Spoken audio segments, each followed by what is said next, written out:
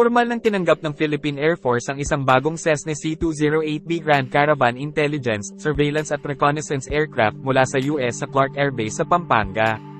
Ang sasakyang panghimpapawid ay bahagi ng tulong militar ng US sa Pilipinas.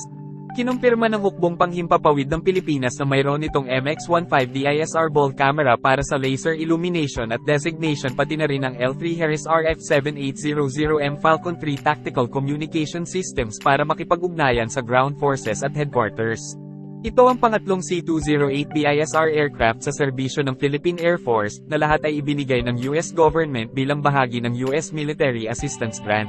Ang DND ay patuloy na nakikipagnegosasyon sa US para sa higit pa sa mga sasakyang panghimpapawid na ito upang payagan ang pag-deploy sa mas maraming lokasyon bilang suporta sa mga kinakailangan ng command, control, communications, computers, intelligence, surveillance and reconnaissance o C4ISTAR.